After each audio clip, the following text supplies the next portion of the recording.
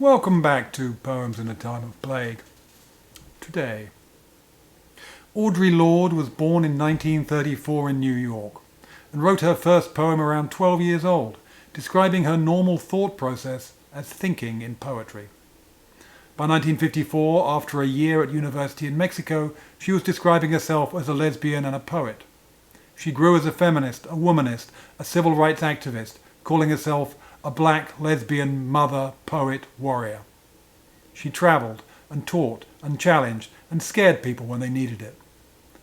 This poem from 1978 is based on actual events and her rage at the injustice she witnessed and is, sadly, still relevant.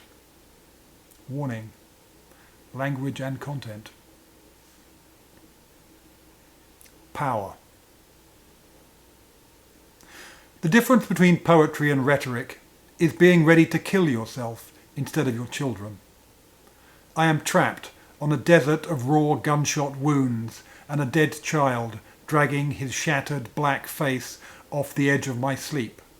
Blood from his punctured cheeks and shoulders is the only liquid for miles, and my stomach churns at the imagined taste while my mouth splits into dry lips without loyalty or reason, thirsting for the wetness of his blood as it sinks into the whiteness of the desert where I am lost without imagery or magic, trying to make power out of hatred and destruction, trying to heal my dying son with kisses, only the sun will bleach his bones quicker.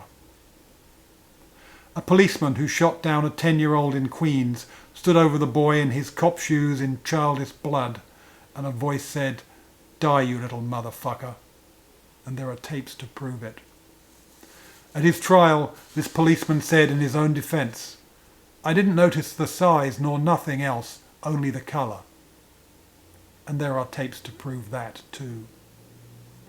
Today, that 37-year-old white man with 13 years of police forcing was set free by 11 white men who said they were satisfied justice had been done, and one black woman who said, "They convinced me," meaning they had dragged her 4'10" black woman's frame over the hot coals of 4 centuries of white male approval until she let go the first real power she ever had and lined her own womb with cement to make a graveyard for our children.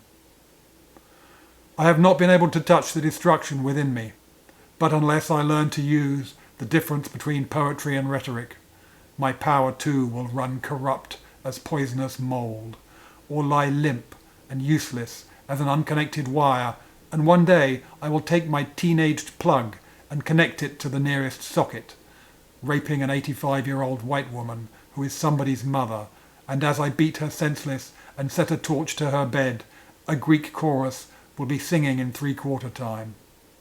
Poor thing, she never hurt a soul. What beasts they are.